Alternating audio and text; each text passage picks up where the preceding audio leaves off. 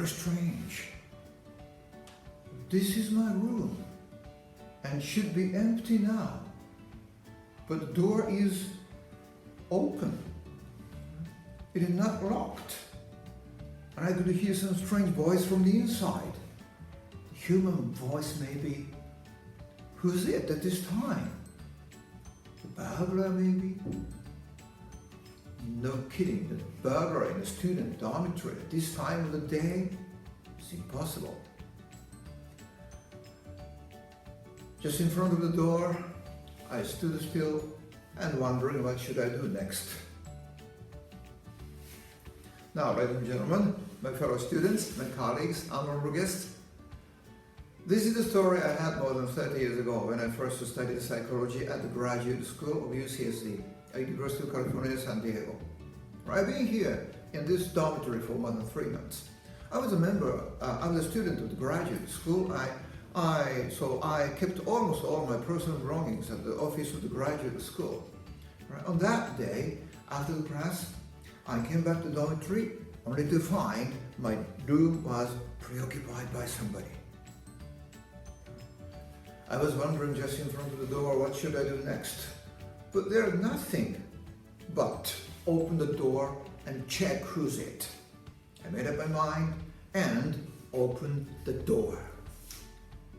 There, the scene is in front of me is incredible. I couldn't believe my eyes because there are more than a dozen young American girls reading a magazine or listening to music, playing cards and dancing and jumping, singing songs and enjoying themselves a great deal.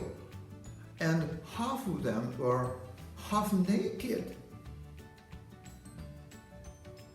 As I said, I couldn't believe my eyes, or I thought that as if I were in a paradise. But sudden scream brought me back to the reality. A young, tall American girl who seems the leader of that group came running up to me and pushed me back out of the room. And we had a talk outside.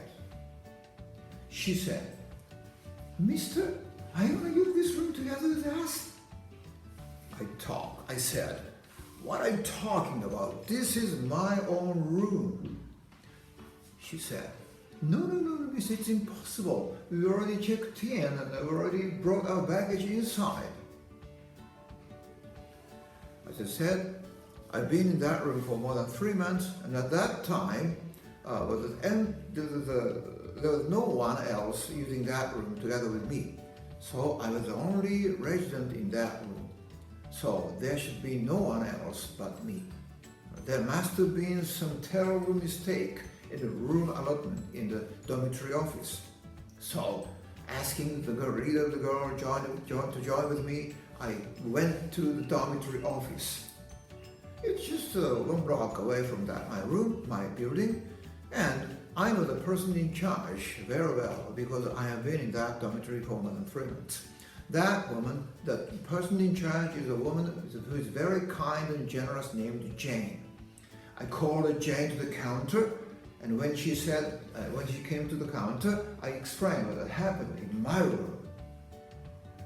At first, Jane was smiling, but gradually she turned pale, and asking us to wait at the counter, she went backside of the room to have some talk with the boss. Yes, while waiting at the counter, I was very relaxed because I did nothing wrong. Yes, for 3 months I was staying in that room, I didn't anything wrong, and I already paid my fee. But on the contrary, the girl's chief seems very worried and frustrated. No wonder, I thought. Maybe the girls in my room are required to move to another building, another room. You see, it late evening, so late afternoon, so it's getting darker and darker outside. You see, it's very dangerous and sometimes very troublesome to move to another room in another building in the darkness. So I felt very sorry for the girls, but it couldn't be helped. I did nothing wrong. I was just relaxed, awaiting Jane.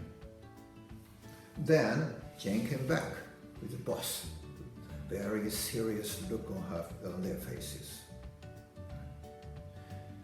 And the boss said to me, Mr. Toyama, we are very, very sorry that we didn't let you know that the event we're going to have at this weekend. Oh, nothing wrong, it's okay. It had nothing to do with me, so the event is the event. Mm-hmm. Yes, that is the biggest event in America, one of the biggest events in America. It is All America Cheerleaders Contest. All America Cheerleaders Contest. Sounds great. Yeah. Yes, it is a great event for this campus. You see, so that's why this weekend more than 2,000 young American girls are supposed to gather on this campus. You said 2,000? 2,000 young American girls who are cheerleaders? It was incredible. Yes, that's why almost all the rooms are still already occupied by those girls. And Mr. Toyama, we are very sorry, we lost track of you. So I want to ask you to move to another room, to another building. Oh, that is a very good idea. What did you say? You see, at that time, I was staying in that room for more than 3 months, enjoyed my stay there, and did nothing wrong, and already paid a fee. And this time, I'm going to be kicked out of the room by the cheerleaders. So, ladies and gentlemen, I want to ask you one question. Right? What would you do if you are in my place? Right? What would you do? Put yourself in my place and just imagine, what would you do? Right. You can get very angry and pounding the door, pounding the desk, and got angry and shouting back, I don't move, so they let the girls, make the girls go outside the room. You can do that. Right. Or you can weep. Well, how terrible the situation is. I don't want to move, but I can. I should. So this is a terrible story I had. Yeah, either way. Right. But what should I do? Right. What do you do? What do you think I did? Right. In my case, I just laughed. Laughed and laughed and laughed until tears came down from my eyes. See? And Jen and both looked at me in surprise, and the cheerleaders coach looked at me also in surprise. They must have thought that, oh, this Oriental must have gone mad. But I didn't. After laughing, I said to Jen, boss and the leader, thank you very much to give me such a rare chance. You see, this is a very, very rare chance I cannot get with money. You see, 3 months ago, I came to this campus all the way from Tokyo, right, to study psychology, only to be kicked out of the room by cheerleaders. This is a very good souvenir story for the students waiting for me back in Japan. Thank you very much. I really appreciate your kindness. Okay, I moved, but don't worry about that.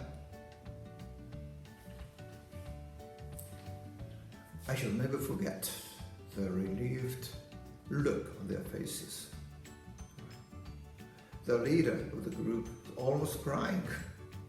Right? And the boss and Jane said, Mr. Toyama, on behalf of the dormitory office of University of California, San Diego, we really appreciate your sense of humor.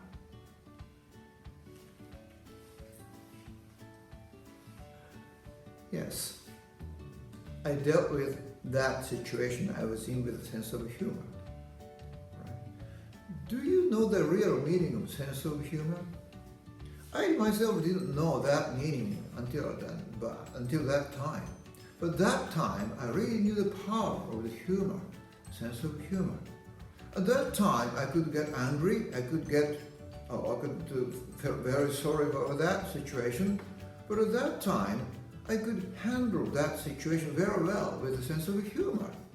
And I was happy, and Jen was happy too, and the coach and cheerleaders are happy. Everybody is happy, nothing wrong. So, I really want you to know the real meaning of the sense of humor. Sense of humor is not just a technique to make people laugh at you. Sense of humor is not the technique to make a very serious, very funny jokes. No way. The sense of humor is a way of looking at the situation you are in from different angle, different situation, different perspective, so that you can come up with a new idea hidden in that situation. And that meaning helps you to survive in that situation and go up to the next phase. So, sense of situation, a sense of humor is a very important technique, method of living for everybody. Why? Because sense of humor is sense of human. Only human being has a sense of humor. So let's develop a sense of humor and to deal with the difficulties and troubles you have in your life. Thank you.